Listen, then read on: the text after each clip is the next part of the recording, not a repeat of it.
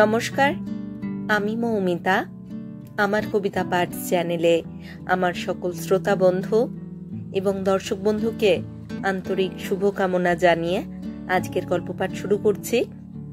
আজ আমি আপনাদেরকে পড়ে শোনাব সুকান্ত গঙ্গোপাধ্যায়ের লেখা ছোট গল্প মাঝে এক ফালি আলো। শুনতে থাকুন আজকের গল্প মাঝে এক ফালি আলো। বাজারে পাকা আম উঠেছে, দিন 15 হয়ে গেল। দামটা মোটামুটি ন্যায়সঙ্গত হয়েছে দেখে আজ কেজি 4 নিল অনুপম। এছাড়াও রবিবারের সকালে যেমন গুছিয়ে সবজিপাতি মাছ মাংস নেয়, সবই নিয়েছে। বাজার করতে পছন্দ করলেও সপ্তাহে 2-1 দিনের বেশি আসতে পারে না। বিজনেসের চাপ ক্রমশ বাড়ছে। 9:30 বাজতে চলল। রোদ এখনই চড়বড় করছে। তড়িঘড়ি নিজের ফ্ল্যাট কমপ্লেক্সের দিকে পা চালিয়েছে অনুপম। রান্নার মেয়েটা 11:30টার মধ্যেই চলে যায়। একবেলার জন্য আসে। ব্রেকফাস্ট থেকে সারাদিনের রান্না এইটুকু সময়ের মধ্যে করতে হবে তাকে। সম্ভব না হলে চন্দ্রিমা খুশি মনে বাকিটুকু করে নেয়। সেটা পছন্দ নয় অনুপমের। টাকা দিয়ে যখন লোক রাখা হয়েছে, মিছিমিছি বাড়ির বউ খাটতে যাবে কেন? টাকা সদ্ব্যবহার অনুপম খুব বোঝে। ছোট থেকে কষ্টের মধ্যে মানুষ হয়েছে। এখন তার যা আর্থিক সঙ্গতি, বাজারে আম ওঠার সঙ্গে সঙ্গেই কিনতে পারে। না কেনার কারণটা সেই ছোটবেলাটা। একটা গোটা আম খুব কম দিনই পাতে পড়তো চোগলা পাহাটি। বাড়ির সবাই ওই 1 পিস করেই। 2 ভাই 2 বোন, বাবা মা। বাবা চাকরি করতো লিলুয়ার এক লেদ কারখানায়। কমপ্লেক্সের গেট পেরিয়ে এসে লিফটে উঠল অনুপম। ঘামে ভিজে গায়ে লেপ্টে গেছে পাঞ্জাবি। লিফটের ফ্যানের হাওয়ায় বেশ স্বস্তি হচ্ছে। কদিন ধরেই চন্দ্রিমা বলছিল, মানছ না কেন? বাবুইটা বায়না করছে, ক্লাসের বন্ধুরা নিয়ে আসছে টিফিনে। অনুপম আম না কেনার আসল কারণটা বলেনি। বলেছে, এখনো আমের স্বাদ আসেনি। পুরুষ্ট হবার আগেই গাছ থেকে পেড়ে কার বাইরে পাকিয়েছে। চন্দ্রিমা নিজে কেনার ঝুঁকি নেয় না। অনুপমের মতো ফল সবজির ভালো মন্দ বোঝে না সে। 8 তলায় এসে থামল লিফট। বেরিয়ে এলো অনুপম। দেরি দেখে চন্দ্রিমা নিশ্চয়ই চিন্তা করছে, টেনশনে পড়ে গেছে। অনুপমের ইচ্ছে মতো ছায়াকে দিয়ে এত অল্প সময়ের মধ্যে সবকিছু রাঁধাতে গেলে ছুটির দিনের মেনুটার 12টা বেজে যাবে। ডোরবেল টেপার পর দরজা খুলল চন্দ্রিমা। সাজগোজ থেকে হোঁচট খেল অনুপম। কোথাও বেরোবে মনে হচ্ছে। ভ্রু কুঁচকে বাজারের বা কিচেনে রাখতে গিয়ে অনুপম দেখল বাবুইও ভালো জামা প্যান্ট জুতো পরে রেডি। ছায়া এক মনে রান্না করে যাচ্ছে। ব্যাগ নামিয়ে অনুপম ঘুরে দাঁড়াতেই চন্দ্রিমা ব্যস্ত সমস্ত স্বরে বলল, আমরা বাগবাজার যাচ্ছি, সন্ধ্যেবেলা ফিরবো। ছায়া তোমার ব্রেকফাস্ট রেডি করে দিচ্ছে। রান্না সব ফ্রিজে তোলাই থাকবে, দুপুরে গরম করে খেয়ে নিও। বউয়ের মুখের দিকে হাঁ করে তাকিয়ে রইল অনুপম। বাজারে বেরোনোর আগে তো বাপের বাড়ি যাওয়ার কথা কিছু বলল না চন্দ্রিমা। ও বাড়ি থেকে কি কোনো খারাপ খবর এলো? উদ্বেগ চেপে সন্তর্পণে অনুপম জানতে চাইল, হঠাৎ বাগবাজার? কোনো ফোন এসেছে? না, কদিন ধরেই ভাবছিলাম যাব। আজ ঠিক করলাম ঘুরেই আসি। যাওয়াও তো হয় না অনেক দিন। চন্দ্রিমার নিরুত্তাপ উত্তর থেকে ঘটনাটা আন্দাজ করা গেল না। ভালো করে বোঝার জন্য অনুপম বলল, প্রোগ্রামটা গতকাল ঠিক করলে মানিকে বলে রাখতাম। এক্সট্রা ধাক্কা দিলে রবিবার ডিউটি তো করে সে। গাড়িটা তো ফ্রি ছিল, আজ আমার কোথাও বেরোনোর নেই। ট্যাক্সিতে আমার কোনো অসুবিধা হয় না। বলেই চন্দ্রিমা ঢুকে গেল লিভিং রুমে। সাজটা বোধহয় লাস্ট মিনিট চেক করে নিচ্ছে। বেরিয়ে এলো ছোট কাঁধ ব্যাগ নিয়ে। বুবাইয়ের পিঠে আলতো ঠেলা দিয়ে বলল, চ নেডি হয়ে যাচ্ছে।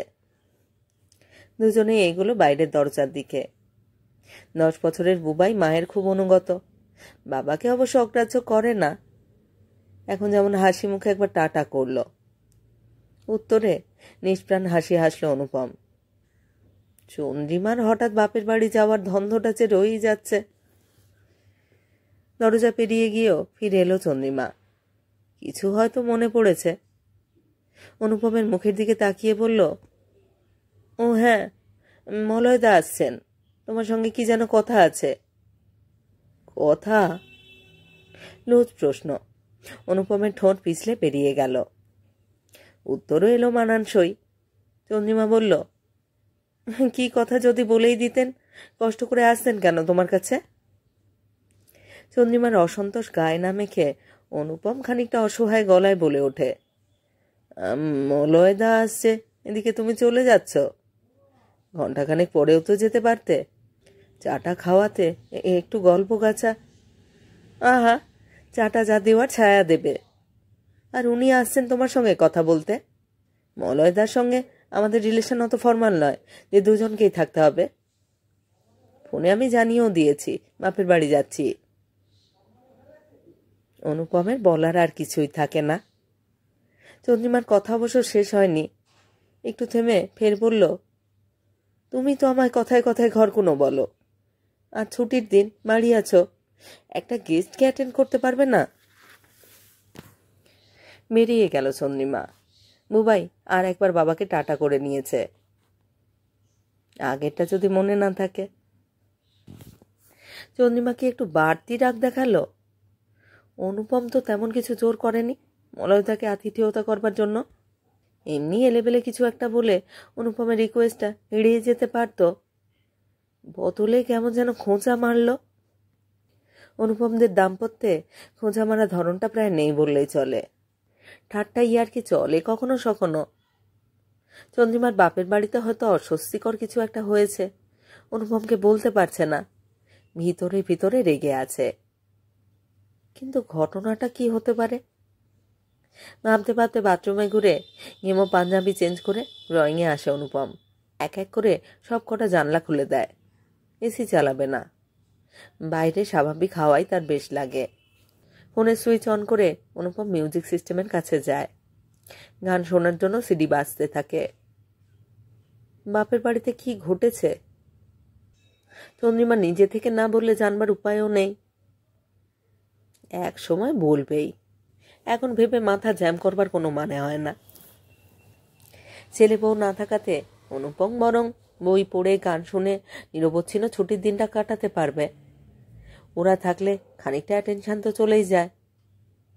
সারা সপ্তাহ খাটাখাটনির পর এই একটাই ছুটির দিন, তাও সব রবিবার পায় না। বিজনেস সংক্রান্ত খোঁজকাজ মিটিং লেগেই থাকে। দেবব্রত বিশ্বাসের গান চালালো অনুপম।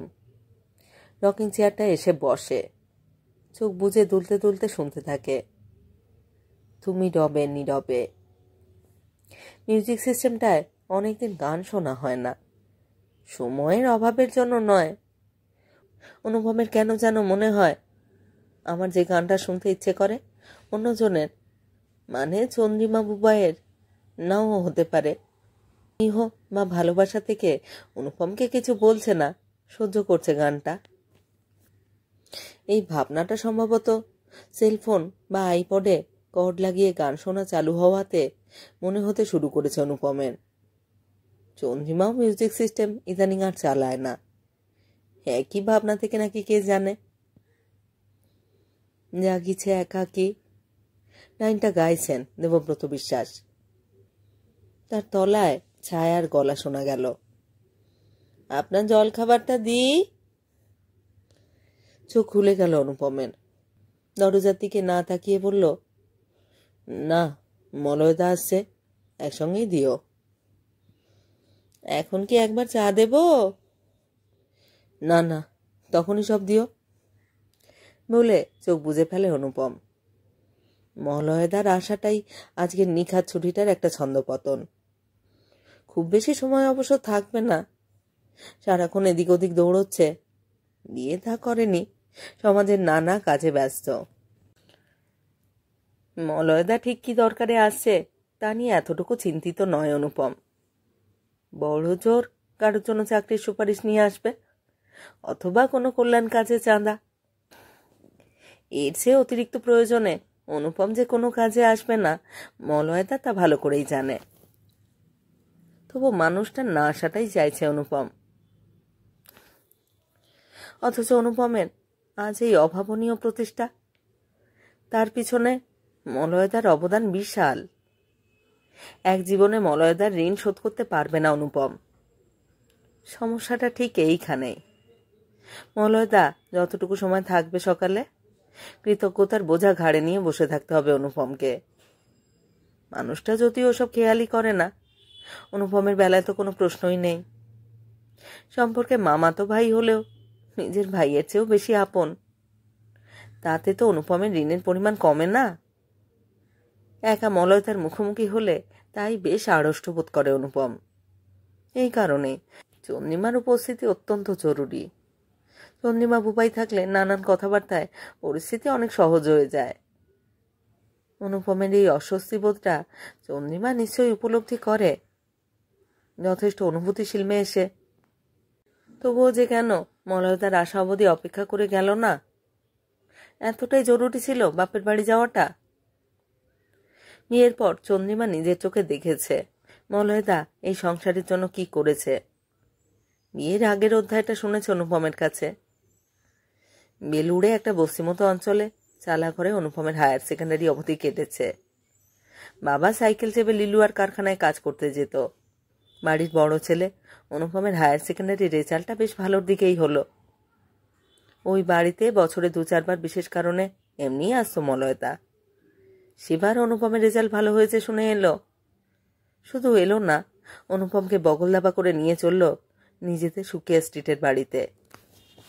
মলয়দা তখন সদ্য ব্যাংকের চাকরিতে ঢুকেছে। বলল, এ বাড়িতে থাকলে তোর লেখাপড়া ভালো মতো এগোবে না। চোখের সামনে সংসারের টানাটানি দেখে হয়তো ছোটোখাটো কোনো চাকরিতে ঢুকে যাবি, অথবা টিউশনি করে নিজের পড়ার ক্ষতি করবি। তুই আমাদের বাড়িতে চ, কাছেই বড় কলেজ, তোর যাবতীয় খরচ আমার। প্রস্তাবটা লুফে নিয়েছিল বাবা মা। একটা পেটের ভাত অন্তত বাঁচল। পিসি বাড়িতে থেকে কেমিস্ট্রিতে মাস্টার্স কমপ্লিট করলো অনুপম। মাঝে মাঝে বেলুড়ের বাড়িতে যেত। তারা যে কত গরিব বুঝতে পারত তখন। ও বাড়িতে থাকাকালীন অতটা টের পেত না। সব পরীক্ষাতেই মার্কস ভালো থাকার কারণে বেকার জীবন প্রায় কাটাতেই হলো না। খুব তাড়াতাড়ি একটা মাল্টিন্যাশনাল কোম্পানিতে কেমিস্ট্রির চাকরি পেয়ে গেল অনুপম, অ্যাডহেসিভ তৈরির ইউনিটে। বাজারে ওদের অ্যাডহেসিভের খুব নাম। পিসির বাড়িতে থেকেই চাকরিটা করত অনুপম। মেলুরের বাড়িতে টাকা পাঠাতো অনুপম। সেই টাকার জোরে বাবা বড় বোনের বিয়েটা উতরে দিল। অনুপম গিয়েছিল অতিথির মতো নিমন্ত্রণ খেতে। এরপর মলয়দা উঠে পড়ে লাগলো অনুপমের বিয়ের জন্য। বলল, এবার নিজের মতো করে ঘর সংসার পাত। চন্দ্রিমাকে নির্বাচন করলো মলয়দাই। বাগবাজারের নিম্ন মধ্যবিত্ত পরিবারের মেয়ে, বাড়ির পরিবেশ শিক্ষিত। আসলে মলয়দা ওই বাড়ির একটা মেয়েকে উদ্ধার করলো বলা যায়। এটাই তার স্বভাব। অনুপম চন্দ্রিমার মিলমিশে কোনো সমস্যা হয়নি। মানিকতলায় দোতলা বাড়ির একতলা ভাড়া নিয়ে সংসার পাতল অনুপম। বাবা মা ভাই বোন জামাই অনুপমের বিয়েতে এসেছিল অতিথিদের মতোই, যেমন বড় বোনের বিয়েতে গিয়েছিল অনুপম। এই ব্যাপারে কোনো পক্ষেরই অনুযোগ বা অসন্তুষ্টি ছিল না। দিন কাটছিল নদীর মৃদু চঞ্চল স্রোতের মতো। স্বামী স্ত্রী দুজনেই যেহেতু দারিদ্র্যের মধ্যে মানুষ হয়েছে, অতৃপ্তি আকাঙ্ক্ষা কোনোটাই ছিল না। বুবাই এলো চন্দ্রিমার পেটে। তখনই জীবনের সবচেয়ে বড় গাড্ডায় গিয়ে পড়ল অনুপম। বাজারে রিসেশনে ছোঁয়া লেগেছে সবে। কোম্পানি অ্যাডহেসিভ সেকশন বন্ধ করে দিল। পাত্তাড়ি গোটালো কলকাতা থেকে। অ্যাডহেসিভ ইউনিটে এতই কম জায়গা লাগে, মেশিনপত্রও তেমন দামি নয়। ইউনিয়ন মরা কারখানা আগলে ক্ষতিপূরণ প্রায় কিছুই আদায় করতে পারল না। সম্পূর্ণ দিশেহারা হয়ে পড়ল অনুপম। বাজারে তার উপযুক্ত চাকরি নেই। খুব সামান্য টাকার 2-1টা চাকরি পাওয়া যাচ্ছে। যে স্বাচ্ছন্দ্যে অভ্যস্ত হয়ে পড়েছে অনুপম চন্দ্রিমা, তার ধারে কাছে জীবনযাপন করা যাবে না। এদিকে ক্রমশ স্ফীত হচ্ছে চন্দ্রিমার পেট। দোকানে বেবি ফুডের দাম জেনে চমকে উঠছে অনুপম। নিজেকে ভয়ঙ্কর অপরাধী মনে হচ্ছে। কেন শিশুটিকে পৃথিবীতে আনার আয়োজন করলাম? কেনই বা চন্দ্রিমাকে জড়িয়ে নিলাম আমার জীবনের সঙ্গে? ওর তো অন্য কোনো ভালো বিয়ে হতে পারত। মলয়দার সঙ্গে পাত্রী দেখতে গিয়ে গ্রীষ্মের বিকেলের তাজা বেলফুলের মতো লেগেছিল চন্দ্রিমাকে। সুবাসটা পর্যন্ত পাচ্ছিল অনুপম।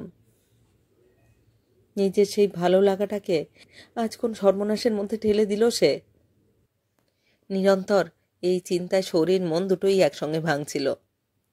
চন্দ্রিমা কিন্তু ভেঙে পড়েনি, সময় পাশে থেকে মনে সাহস জুগিয়ে গেছে।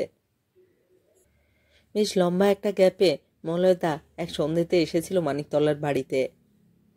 অনুপমকে দেখে চমকে উঠল। এ কি চেহারা করেছিস?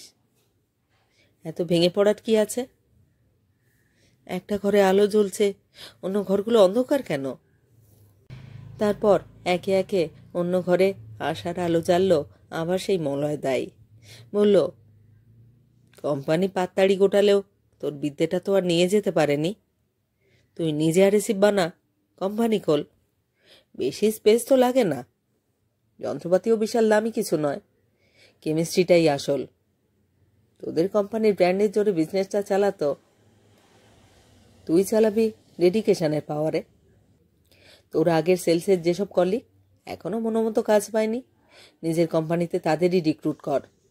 রেডি একটা মার্কেট পেয়ে যাবি। ব্যাংক লোনের ব্যবস্থা আমি করছি। প্রাথমিকভাবে টাকা পয়সা যা লাগে আমি দেব। আমি কি পারবো যদি ফেল করি? বলেছিল অনুপম। আত্মবিশ্বাস তখন তার তলানিতে ঠেকেছে। মলয়দা বলেছিল, এত হেল্প করছি তবুও পারবি না? কথাটার মধ্যে কি ছিল কে জানে, মনে মারাত্মক একটা জেদ চেপে গেল অনুপমের।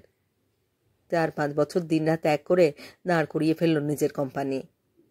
এখন দিব্যি গড়গড় করে চলছে, ফ্ল্যাট গাড়ি হয়েছে সবই। যেভাবে নিজেকে গুছিয়ে নিয়েছে, আর কোনোদিনই আর্থিকভাবে গভীর গাড্ডায় পড়বে না অনুপম। বেলুড়ের বাড়ির অবস্থাও আগের মতো নেই। অনুপম নিয়মিতই টাকা পাঠায়। ভাইও ভদ্রস্থ একটা চাকরি পেয়েছে। মলয়দা না থাকলে জীবনের এই সফলতার স্বাদ পেত না অনুপম। সেই কারণেই মলয়দার সামনে থাকলে কৃতজ্ঞতা পাশ আঁট হয়ে বসে হাঁসফাঁস করে অনুপম। দেবব্রত বিশ্বাস চলে গেছেন অন্য গানে। তুমি ডাক দিয়েছ কোন সকালে। ডোরবেল বাজল। রকিং চেয়ার ছেড়ে উঠে দাঁড়ালো অনুপম। দরজা খুলতে অবশ্য যেতে হলো না, ছায়া খুলে দিয়েছে। ফ্ল্যাটে পা দিয়েই মলয়দা স্বভাবসিদ্ধ গমগমে গলায় ছায়াকে বলল, কি রাঁধলি আজ? কি খেতে দিবি? ছায়া নিচু গলায় কি বলল শুনতে পেল না অনুপম। মিউজিক সিস্টেমের কাছে গিয়ে গানটা বন্ধ করল। মলয়দা ড্রয়িংয়ে চলে এসেছে। অনুপম সসংকোচে বলে ওঠে, চন্দ্রিমার এমন একটা কাজ পড়লো বাপের বাড়িতে। বলেছে আমাকে। কাজ তো কিছু নয়, এমনিই গেছে, বলল মলয়দা। রকিং চেয়ারটা এখনো দুলছে। সদ্য ওটা থেকে উঠেছে অনুপম। আরামদায়ক চেয়ারটাই অফার করলো মলয়দাকে। আঙুল নির্দেশ করে বলল, বসো। না, ওখানে তুই বস, আমি এটাই বসছি, বলে মুখোমুখি সোফায় বসে কাঁধের ঝোলা কোলে নিল মলয়দা। অনুপম আগের চেয়ারেই বসল। না দোলার চেষ্টা করছে। একে গুরুজন, তাই আবার উপকারী, সামনে আয়েস দেখানো শোভা পায় না। মলয়দা কিছু বলছে না, চুপ করে আছে। অদ্ভুত এক ধরনের দৃষ্টিতে তাকিয়ে আছে অনুপমের মুখের দিকে। এরকমটা অন্যদিন হয় না। কথাবার্তা যা শুরু করবার মলয়দাই করে। নীরবতা দীর্ঘ হতে না দিয়ে অনুপম বলে উঠল, চন্দ্রিমা বলছিল তোমার যেন কি দরকার। মলয়দা গম্ভীর মুখ উপর নিচ করে বলল, আমার দরকারে নয়, তোর কারণেই এসেছি। ভারী অবাক হলো অনুপম। তার কোন প্রয়োজনে মলয়দাকে আসতে হলো বুঝতে পারছে না। ছায়া ঢুকলো জলখাবারের থালা হাতে। সকালের বাজার থেকে আনা আমও কেটে দিয়েছে দেখা যাচ্ছে। খেয়ে নিন, চা দিচ্ছি, বলে চলে গেল ছায়া। খাবার মুখে নিয়ে মলয়দা বলল, চন্দ্রিমা কি প্রেম করছে? গ্রাসোলা হাত মুখের কাছ থেকে নামিয়ে নেয় অনুপম। প্রথমে মনে হলো কথাটা কি ঠিক শুনল। জানলার ওপারে 10:30 রোদে ঘর একেবারে আলোকিত। এই সময় যেন মলয়তা জিজ্ঞেস করল, বাইরে কি শিলাবৃষ্টি হচ্ছে? খুব অবাক হলি মনে হচ্ছে, নাকি ভান করছিস অবাক হওয়ার? বলে লুচির সঙ্গে তরকারি নিয়ে মুখে পুরল মলয়তা। খাওয়া শুরুই করতে পারেনি অনুপম। বলে, আমি তোমার কথা ঠিক বুঝতে পারছি না। অর্থাৎ চন্দ্রিমা প্রেমে পড়েনি? বলে একটু পজ নিল মলয়তা। ফের বলল, তাহলে তুই ওকে ফলো করছিস কেন? এবার একেবারে ফিল্টার করা জলের মতো পরিষ্কার হয়ে গেল ব্যাপারটা। মলয়তার আগমনের হেতু, চন্দ্রিমার হঠাৎ বাপের বাড়ি যাওয়ার কারণ, কোনোটাই আর অস্পষ্ট রইল না অনুপমের কাছে। মলয়তাকে কি উত্তর দেবে সেটাই শুধু এখন নাগালের বাইরে। সময় ভরাট করবার জন্য খাওয়ায় মন দিল অনুপম। হাতটা কাঁপছে। কি হলো? কেন করছিস ফলো? বললি না তো? একটু জোর দিয়ে আবারও প্রশ্নটা করল মলয়দা। খাবার ডিশ থেকে চোখ তোলে অনুপম। নিস্তেজ প্রতিবাদে বলে, ফলো করতে যাব কেন? কোথাও একটা ভুল হচ্ছে। কোনো ভুল হচ্ছে না। যে অভিনয়টা এখন তুই করছিস সেটাও হচ্ছে না ঠিক মতো। কেন আড়াল থেকে লক্ষ্য রাখছিস? পরিষ্কার করে বল। চন্দ্রিমা আমাকে এ ব্যাপারে প্রশ্ন করতে বললেও ভেবে নিস না আমি ওর হয়ে তোকে জিজ্ঞেস করছি। আমি নিজেও জানতে চাইছি চন্দ্রিমা সত্যি অন্য কোনো অ্যাফেয়ারে জড়িয়ে পড়েছে কিনা। একটু বুঝে চমকে উঠল অনুপম। চন্দ্রিমা সম্পর্কিত এই উক্তি তাকে বেশ আহত করল। পুরো খাবারটা না খেয়ে ডিশটা নামিয়ে রাখলো ফ্লোরে। মলয়তার দিকে না তাকিয়েই বলল, ব্যাপারটা সেরকম সিরিয়াস কিছু না। ছায়া চা নিয়ে ঘরে এলো। মলয়তা ফাঁকা ডিশটা ওর হাতে দিয়ে চায়ের কাপটা নিল। অনুপমও চা নিয়েছে। চলে গেছে ছায়া। দু চুমুক খাবার পরই মলয়তা বলল, কোনটা সিরিয়াস নয়? চন্দ্রিমার প্রেম নাকি তোর সন্দেহবাতিকটা?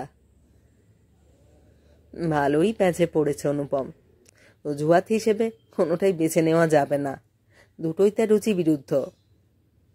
এদিকে সত্যিটা এমন, কোনো মানে হয় না না বলার। চায়ের কাপ হাতে জানলার কাছে উঠে যায় অনুপম। রোদের ভিতর মিশে আছে ছুটির দিনের অলসতা। মানুষজনের হাঁটা চলায় যেন তারই প্রভাব। অনুপম আশা করেছিল দিনটা বেশ গড়িয়ে গড়িয়ে কেটে যাবে, পড়ল মহা ঝামেলায়। ফলো করার ব্যাপার আরও একটু সতর্ক হওয়া উচিত ছিল। তুই যে বউকে ফলো করছিস তার ঠাস প্রমাণ আছে আমার কাছে। চন্দ্রিমাই দিয়েছে।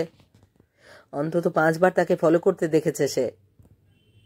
একবার বাপের বাড়ি থেকে বেরোতে গিয়ে, তখন তোর অফিসে থাকার কথা।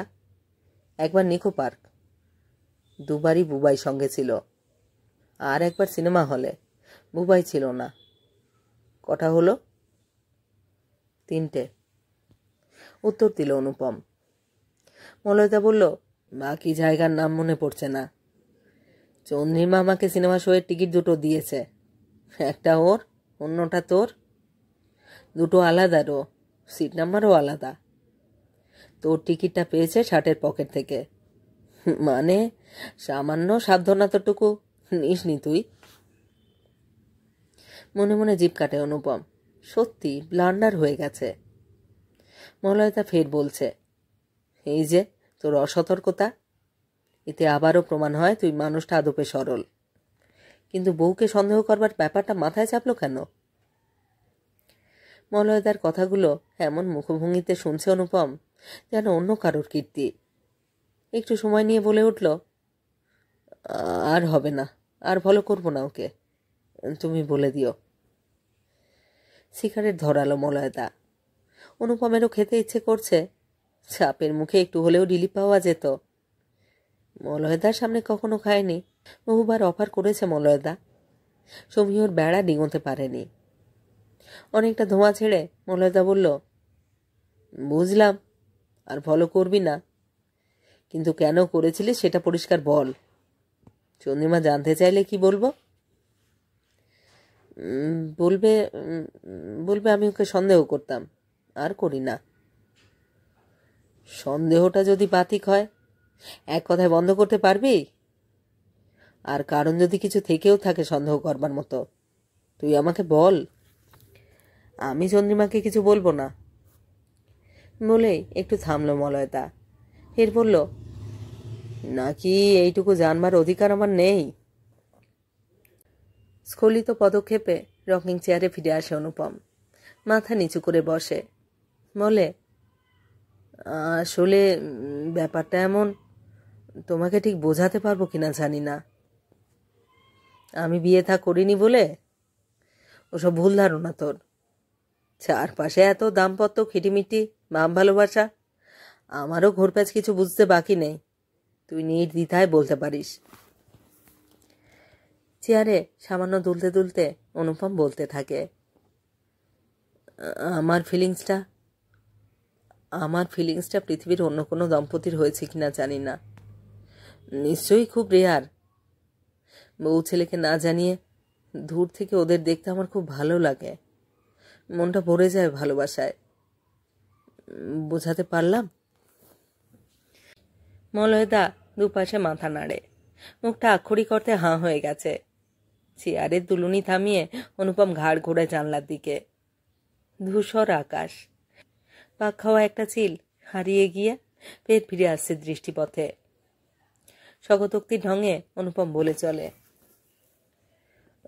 প্রথমে যেদিন ব্যাপারটা ঘটল, বিজনেসের কাজে গিয়েছিলাম রেঞ্চ স্ট্রিটের অফিসে।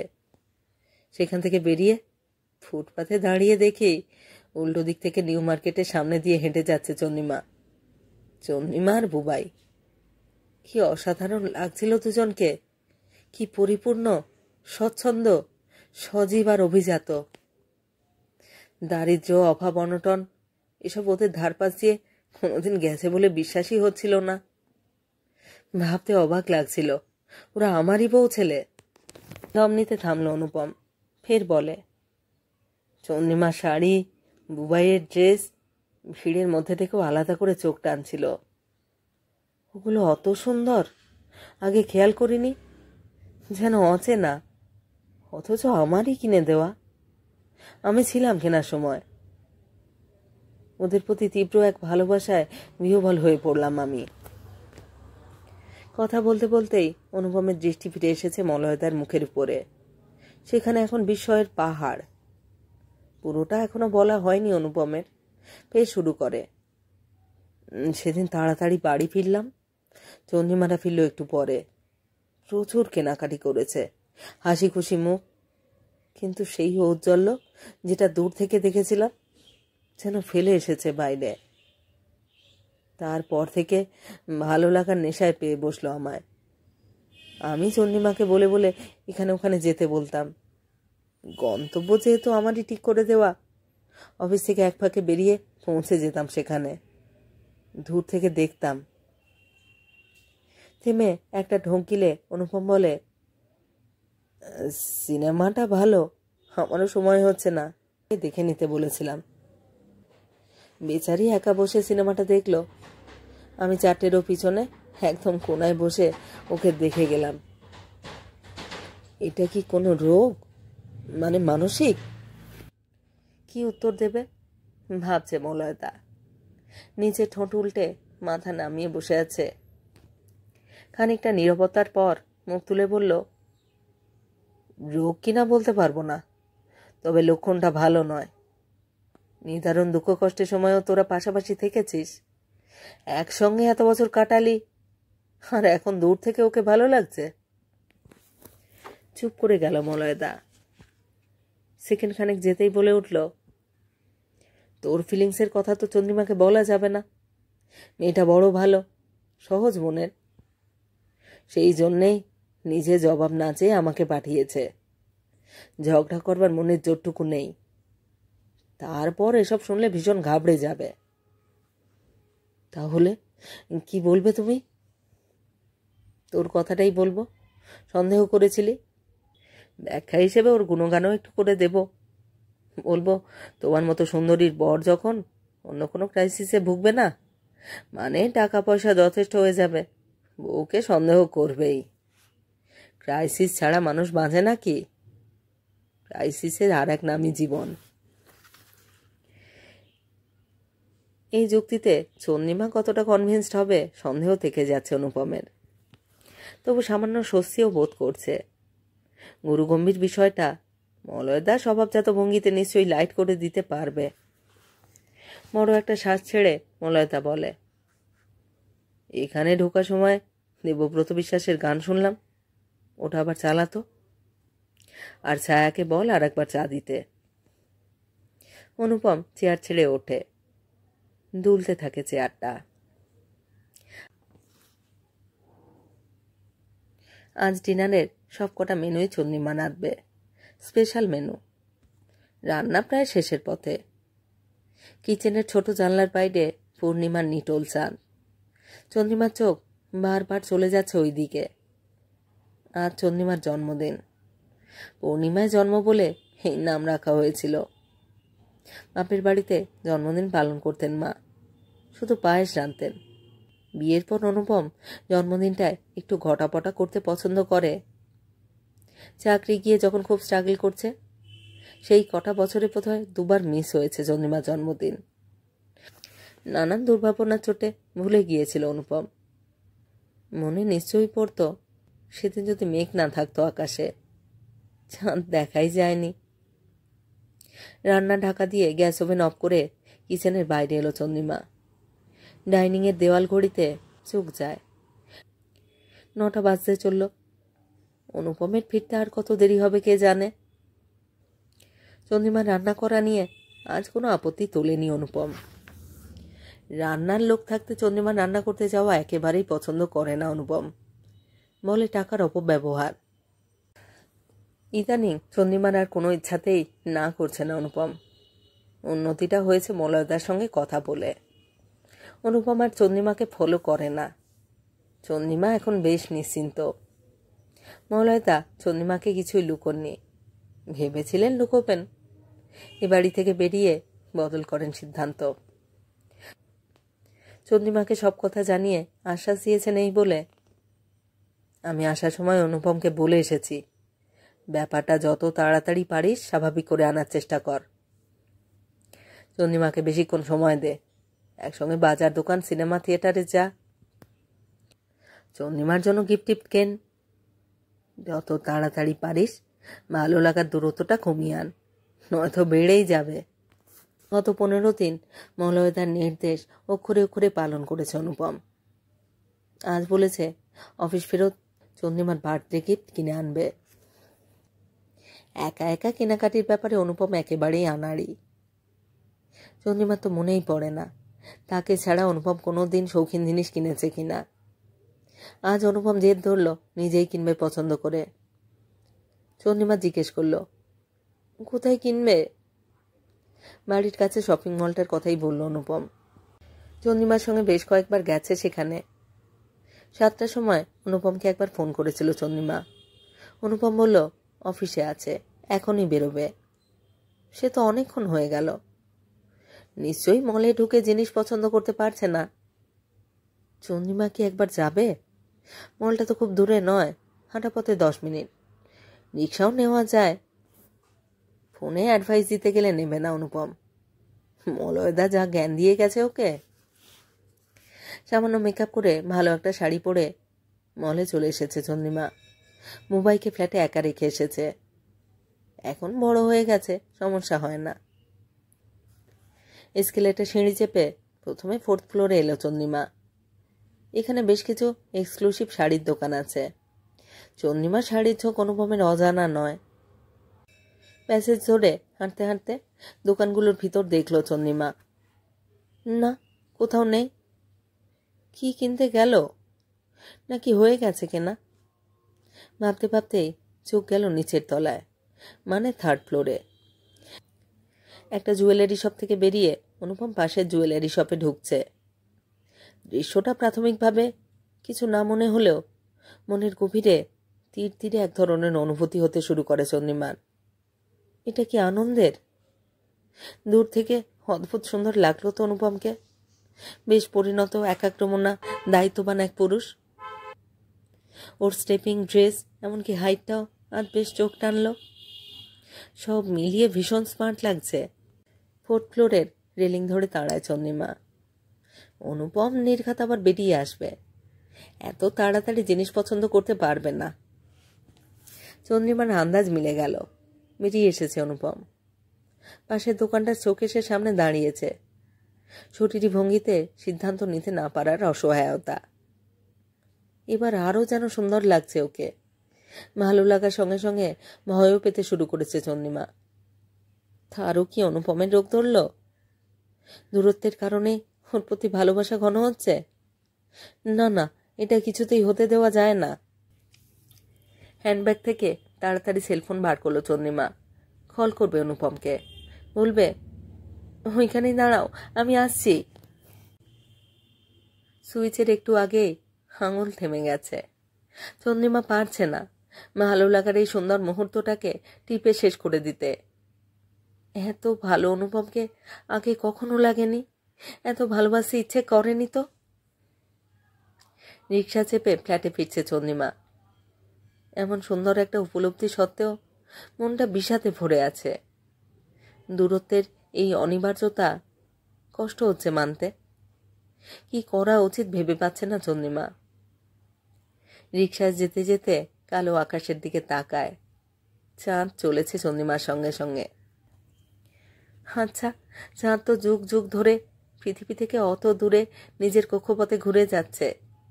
সে কি পৃথিবীর কেউ নয়? পৃথিবীও তো চাঁদের বড় আপনজন। ফোন বাজছে চন্দ্রিমার। হয়তো অনেকক্ষণ ধরেই বাজছে। অন্যমনস্ক ছিল চন্দ্রিমা। তাড়াতাড়ি সেটটা বার করলো ব্যাগ থেকে। অনুপম করেছে।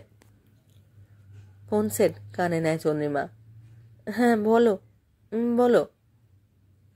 এই, খুব মুশকিলে পড়ে গেছি। কি গিফট যে নেব কিছুতেই ঠিক করতে পারছি না। প্লিজ একবার আসবে? বেশিক্ষণ তো লাগবে না। ফোনবাহিত অনুপমের কথাগুলো যেন শব্দ নয়, আলো হয়ে এসে পড়ল চন্দ্রিমার মুখে।